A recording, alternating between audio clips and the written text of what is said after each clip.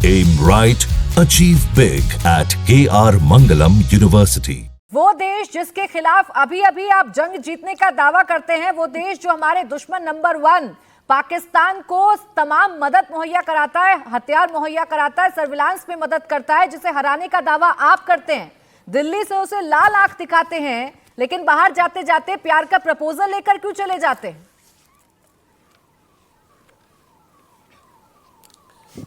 देखिए, जो लोग ये कह रहे हैं प्यार का प्रपोजल, उनको समझ में आना चाहिए कि जयशंकर जी ने अपने ट्वीट पे क्या लिखा है। 3 एविल्स के बारे में लिखा है और एससीओ समिट का जो फाउंडेशन है वो उसी बेसिस पे हुआ था कि ये 3 एविल से फाइट करना है, सेपरेटिज्म, टेररिज्म और एक और चीज़, तीनों चीज़ों के साथ लड़ाई करनी है। और एक कॉपरेशन, एक दूसरे संघाई कॉपरेशन का मतलब उसको जड़ से नस्त नाबूद करने के लिए एक दूसरे का कॉपरेशन चाहिए। देखिए, जब कूटनीति और आम जो रिश्ता है वो दोनों में फ़र्क होता है। कूटनीति जो है बहुत डायनेमिक प्रोसेस होता है। कोई भी जो दिखता है वो हर चीज़ आपको उसको उस नज़रिए से नहीं देखना चाहिए। देश की पॉलिसी होती है। और आप देखिए, जहाँ तक कूटनीति का सवाल है तो लोगों को ये देखना चाहिए कि भारत एक ऐसा देश है जो ब्रिक्स का भी मेंबर है, क्वाड का भी मेंबर है, आप एससीओ का भी मेंबर है और उसको G7 में भी जगह मिलती है। तो भारत की बढ़ती हुई शाख है दुनिया में और इसीलिए ज़रूरी है कि अपने आप देखिए, ट्रम्प भी बात करते हैं रशिया से, रशिया दोनों तो दुश्मन थे लेकिन थ्रेटन भी करते हैं, बात भी करते हैं, दोस्ती भी निभाते हैं, मिलते भी हैं। और वैसे यूरोपियन यूनियन के साथ भी करते हैं। तो क्या रिश्ता उनका ख़त्म हो जाता है? भाई, अपने देश के इंटरेस्ट को सेफगार्ड करने के लिए और टेररिज्म जैसे एविल से फाइट करने के लिए आपका सभी को कॉपरेशन चाहिए। आप अगर अपने साइलोज में रह के सोचेंगे दुनिया से आप कूटनीति करें तो नहीं हो सकती। कूटनीति के लिए आपको बैक चैनल डिप्लोमेसी भी चाहिए, आपको ट्रैक्टिव डिप्लोमेसी भी चाहिए और साथ साथ आपको इस तरह के कोऑपरेशन में भी अपनी बात रखने का पूरा जो मौका मिलता है उसमें सही तरीके से इस्तेमाल करना चाहिए। आज हमारे के द्वारा शेयर की गई ना सैयद जफर इस्लाम साहब, उस पर सियासी घमासान मचा, उस पर कांग्रेस ने आपसे सवाल पूछा, उस पर राहुल गांधी ने आपसे सवाल पूछा कि विदेश नीति को क्या सर्कस समझ लिया है?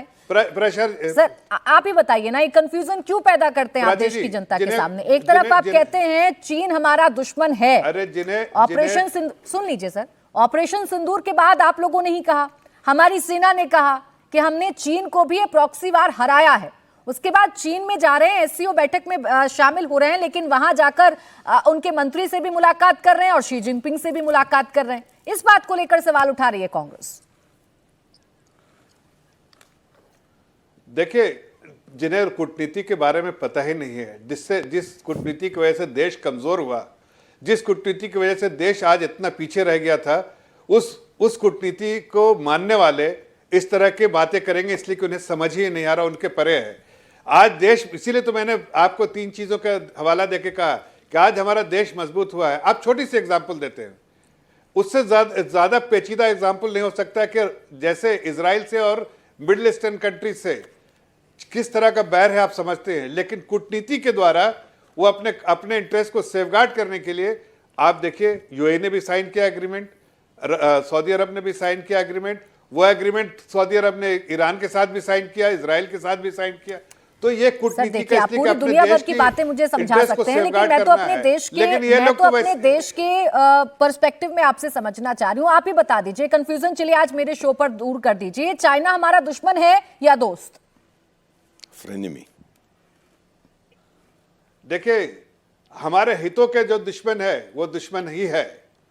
हमारे हितों के साथ खिलवाड़ करने वाला हमारा दुश्मन है। जो टेररिज्म के खिलाफ नहीं काम करता है वो दुश्मन है। लेकिन आज तालिबान भी लोगों के साथ मिल रहे हैं जो टेररिज्म का नाम लेकर बताते हैं सर। मैं तो वो भी मिल रहे हैं। क्यों? टेररिज्म खत्म करने के लिए। मुझे उम्मीद थी तो चाइना का नाम भी लेके कह रहा हूँ ना, चाइना का भी नाम लेके कह रहा हूँ। एक मिनट, चाइना का भी नाम लेके कह रहा हूँ। एक सेकंड, प्राची जी, चाइना का नाम लेके बोल रहा हूँ। हाँ बोले, सुन लीजिए, चाइना हमारा दोस्त नहीं है, हाँ। लेकिन हम अपने हितों की रक्षा करने के लिए उस तरह के कॉपरेशन में हम पूरी बात रखेंगे। और ये क्या छोटी सी बात है सिंह पूनावाला जी, समझ में नहीं आती है। ये सर्कस फॉरेन पॉलिसी में चल रहा है या सर्कस यहाँ के विपक्ष में शुरू हो गया है कि देश कोई भी कदम उठाए, खासकर दुनिया में देश कैसा भी स्टैंड ले, यहां सवाल जरूर खड़े करने हैं, ये जरूर बताना है कि हमारी फॉरेन पॉलिसी कोलैप्स हो गई है, हमारी फॉरेन पॉलिसी में सर्कस चल रहा है, क्यों? थैंक यू प्राची जी, आपके साथ शो में शिरकत करने का मौका मिला, इसलिए आपका शुक्रगुजार हूँ।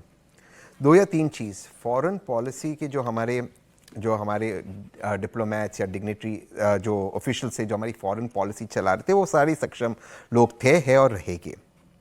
सवाल यहाँ पर पॉलिटिकल जो डिसीजंस लिए जा रहे फॉरेन पॉलिसी को लेकर, उस पर क्वेश्चंस हो रहे हैं, और बहुत सारी चीज़ें मैं इसको लिमिट करूँगा इंडिया चाइना के कॉन्टेक्स्ट के अंदर।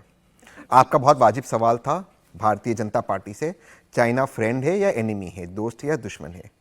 तो हमारे एक लिंगो के अंदर कहते हैं कि फ्रेनेमी, फ्रेंड्स विद बेनिफिट्स या एनिमीज विद बेनिफिट्स। ये चाइना के साथ क्या करना चाहते, फ्रेंड्स विद बेनिफिट्स या एनिमी, ये सरकार को पता नहीं। $100 बिलियन का ट्रेड डेफिसिट $30 बिलियन से हो गया है। रशिया के तेल का पैसा चाइनीज करेंसी में चुकाई सरकार ने।